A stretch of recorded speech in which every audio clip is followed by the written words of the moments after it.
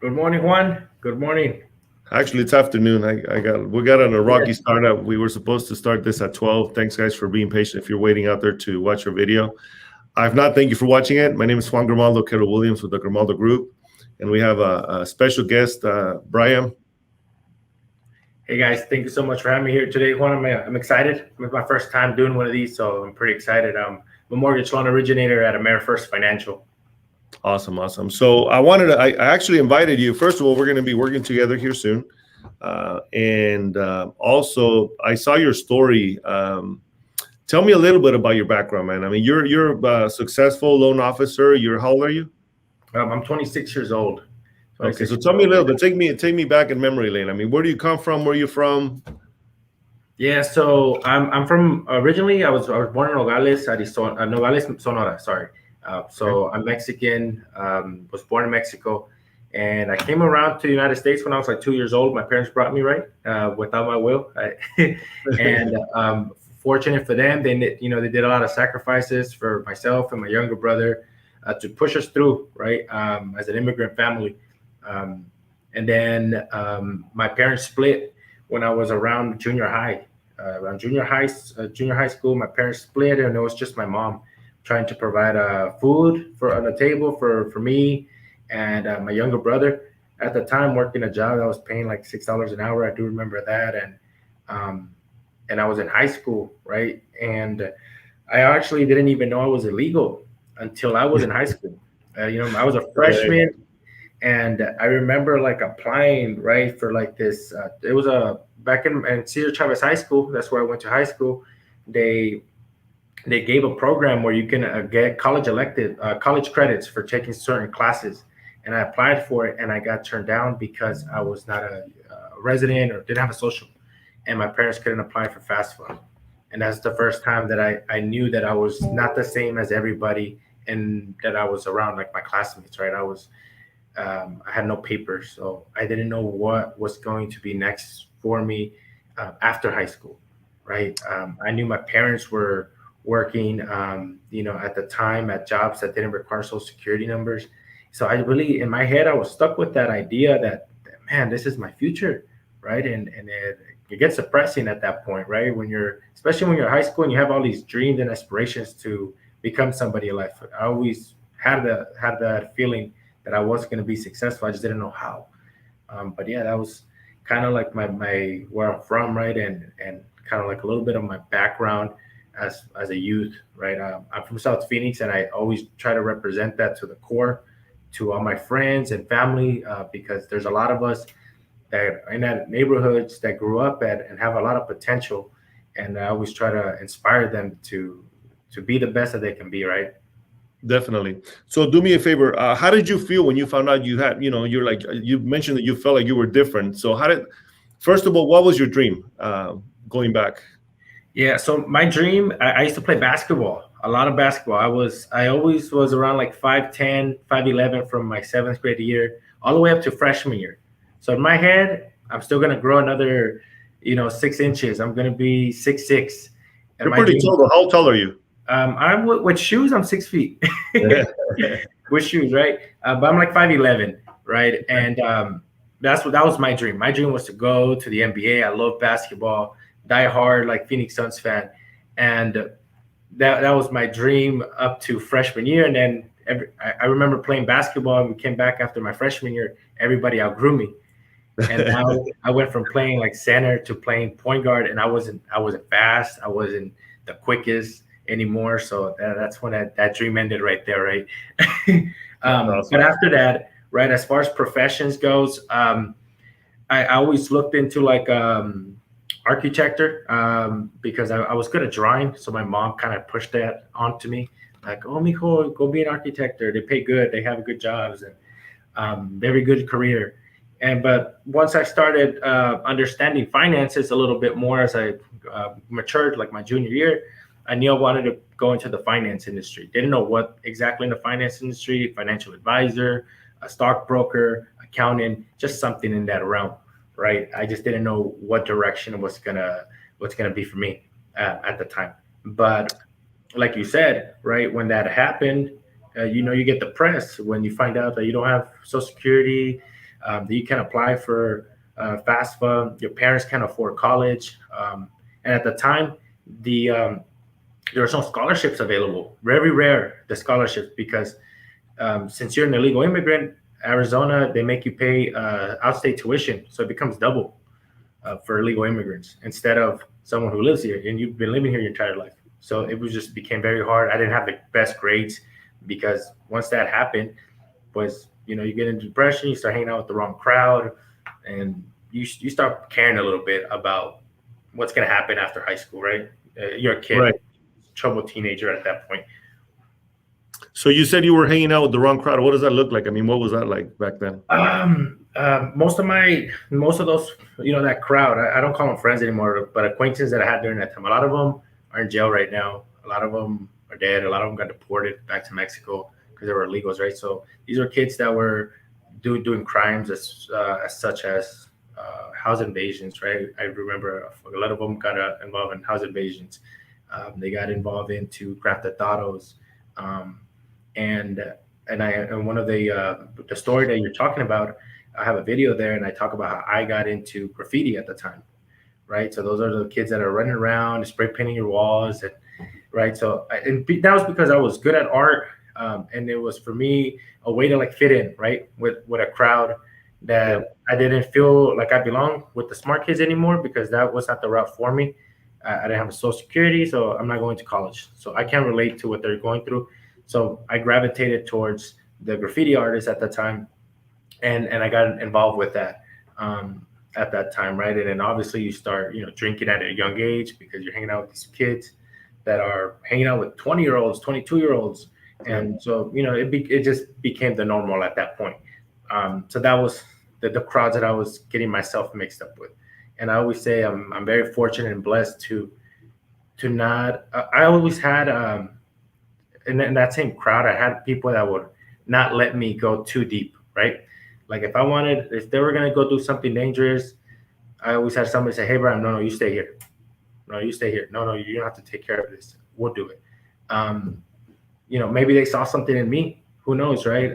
But I was very fortunate that people todo tiempo, like, they put a stop to me to make sure that I didn't go in too deep and to the point of there's no return, right? A lot of them, like I said, deported, in jail, some are dead, and it's unfortunate.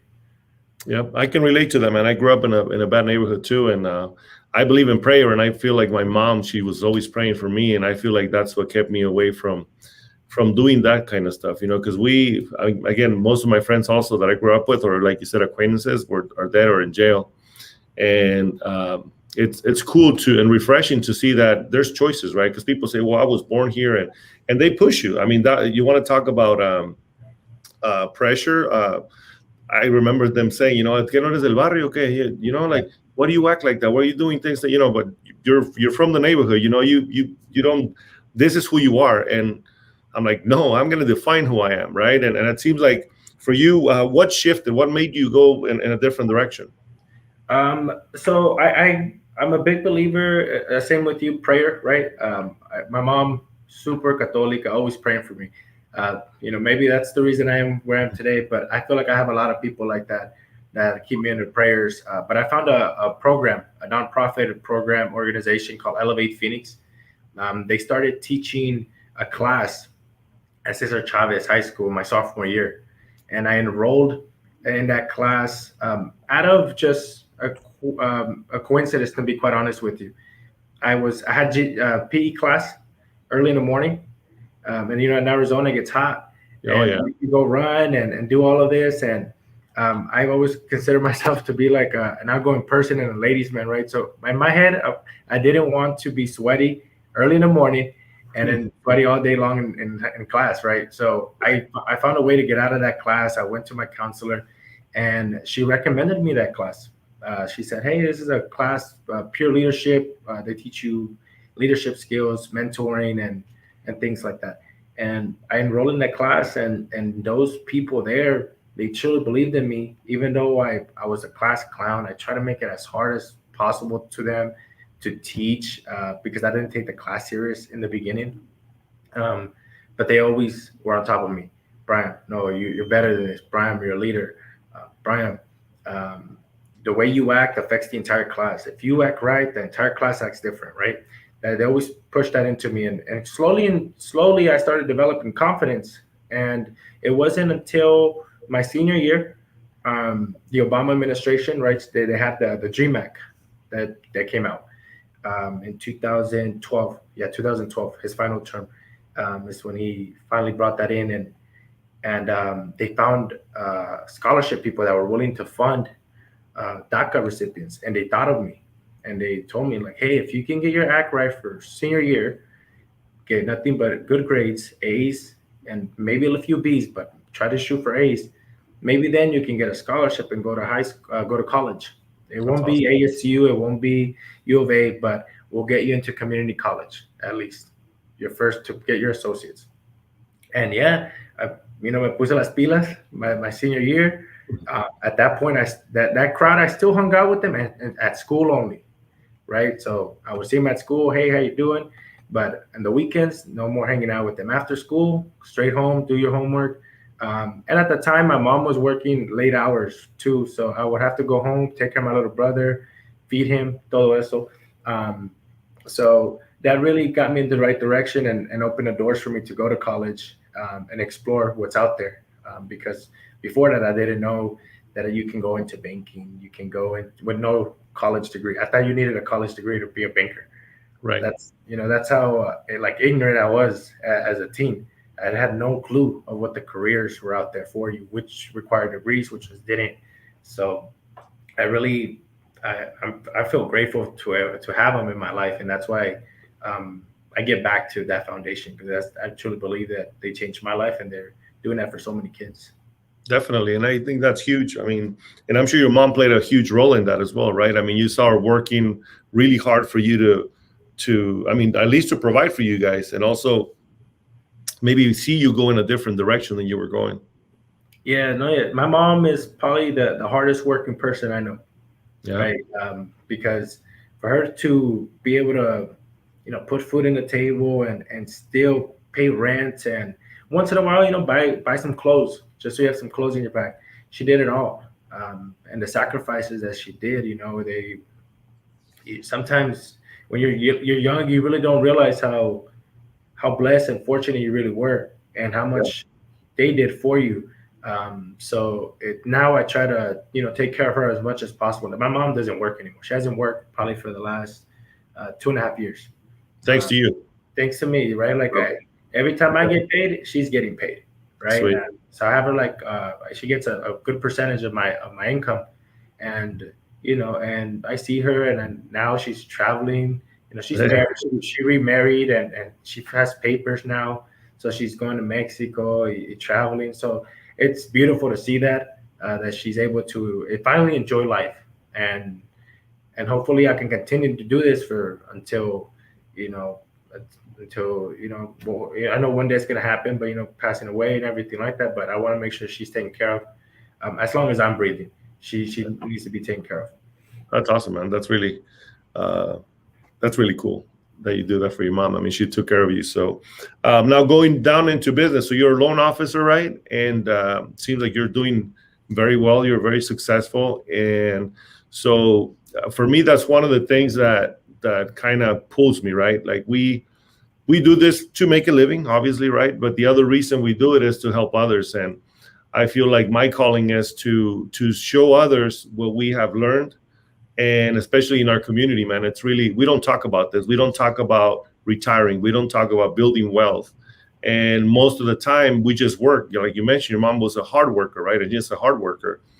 And we're hard workers. I mean, as Hispanic or Mexican, we're really, really hard workers. However, we don't ever think about getting old and getting to that point where we're retired. And I've been harping on this for the last few weeks, because I've been seeing more and more people as I'm getting older. Other people are getting older. They're getting to that retirement age, and they realize they have to work their whole life, Yeah. right? So they don't invest at least in their home or buy a house for them, right?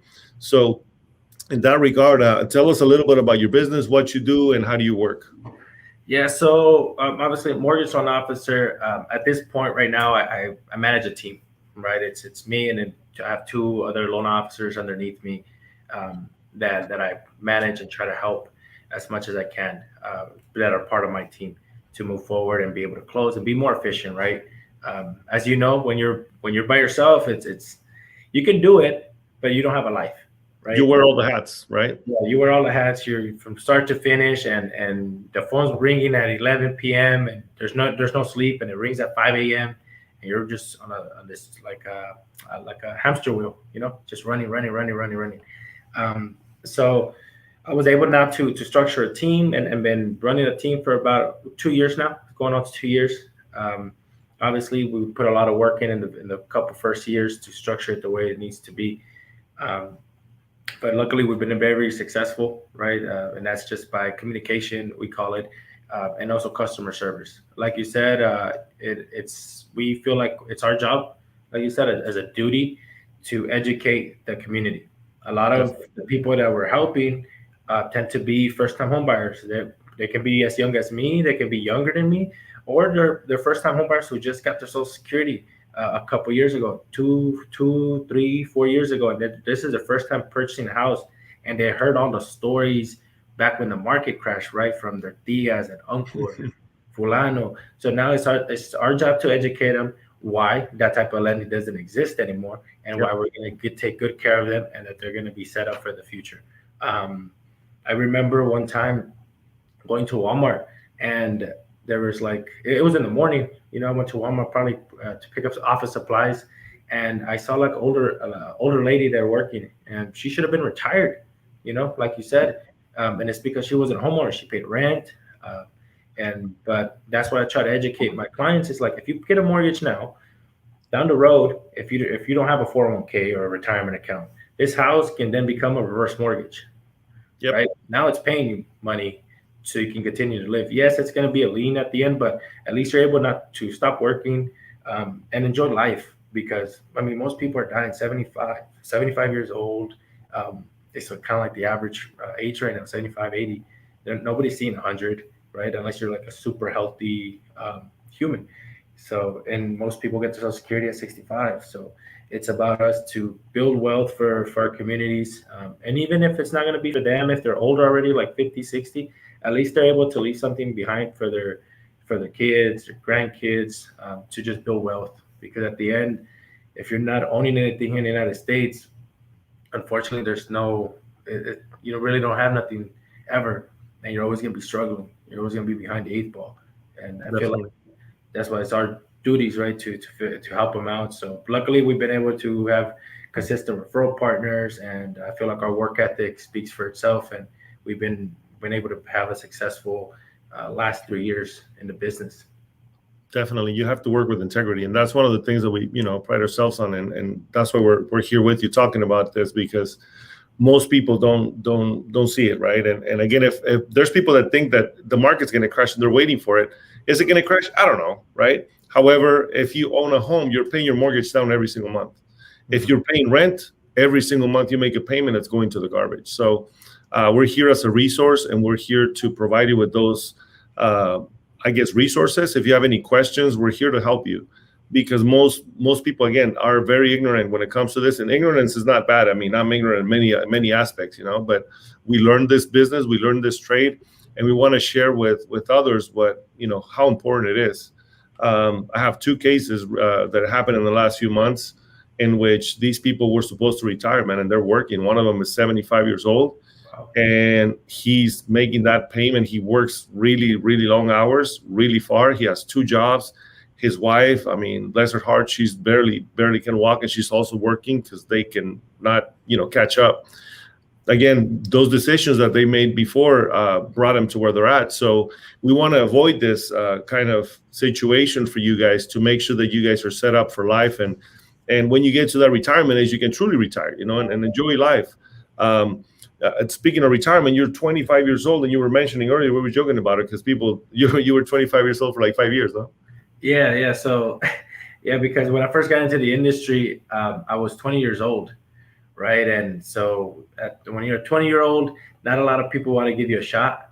And at that time, when I joined, it was 2016. So the realtors that were in the business, that were doing very well, are the people who had some skin in the game, right? So they had they've seen the crash 5 years plus in the industry.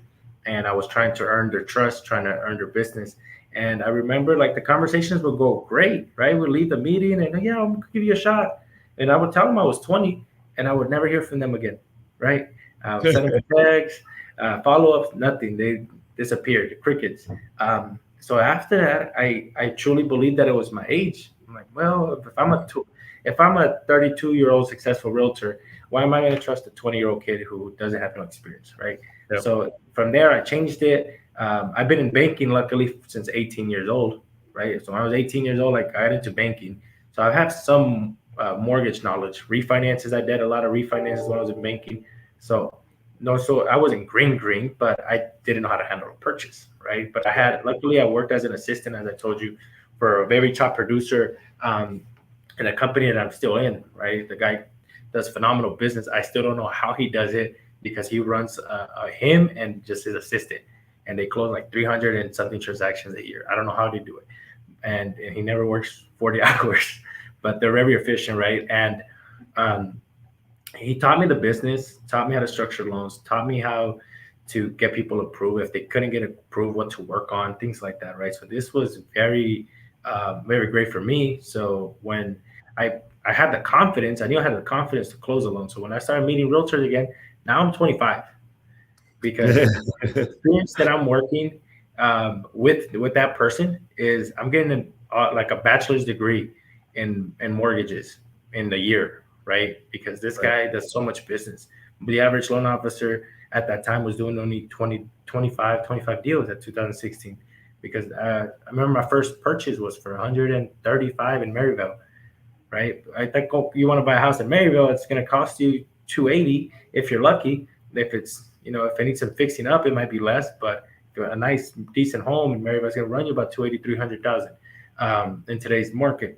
So that got a lot of experience, got the ball rolling, and as more people started trusting me, once they gave me that first deal and we did a good job, they'll send me another one. Hey, take care of this client, take care of this client, and just like that, and it just became a word of mouth, right? Other realtors will recommend my name, so very fortunate for a lot of my referral partners to suggest my name to other people, right? But I've always knew my limit también, like I've never. I remember I had a realtor one time reach out to me that did so much business, and I told him I was like, sorry, I don't have the power right now The to capacity. be able to provide you and then be able to provide for my current referral partners. And I'm not gonna leave them to just go work with you when they're the ones who brought me here. Right? I can't do that. So I know my limits. I don't try to overwork my team tampoco. I would never do that. I would hate to lose them and have turnover rate and then always having new people on my team. So I want to make sure that the people I work with are taken care of. Same for my team and my partners that I work with. Very cool. Brayam, I think we're so grateful to have you, man, and we're proud of you. And I know you're young, but you have a lot ahead of you, and you have a beautiful future. Do me a favor. I'm going to add your phone number there because we don't have it here. Give me 1 second. So we can put it on the screen if they can call you if they have any questions. So you're a mortgage loan officer with AmeriFirst? AmeriFirst Financial, yes, sir. Very cool. So I'm going to Hablamos share here in the español chat. también. So fully fluent in Spanish, the whole team members. So we can help out Spanish-speaking clients and English as well, of course. Definitely. Yeah. We're here to help you guys. And again, we're here as a resource. You don't bother us because a lot of people tell me, I don't want to bother you or whatever. I'm like, we work for you guys. This is what we do. We provide you with the service and we don't charge you anything unless you buy a house or you sell a house. We're here for you for free. And we have many resources. If we don't have the answer for you, we'll get it for you. When it comes to real estate, we're here, but I am here for lending. And again, if you guys have any questions, feel free to call me, make some comments here on the chat. And we look forward to seeing you guys again next week. Thank you so much, Brayam, for coming to our platform and sharing your experience and your little story about your life, which is awesome, man. Thank you so much. Thank you so much for having me, man. It was a pleasure. First time ever doing one of these, so it was great. And yeah, man. For everybody watching, feel free to reach out. Like you said, we don't work. We work for free pretty much until you guys either buy or refinance from us. But we are definitely a resource. I get messages on my Instagram all the time, and we're always answering questions. Try to help you make the best decision possible when it comes to financing or with your real estate needs. With Juan and his team. Beautiful. Thanks, guys. Have a great day.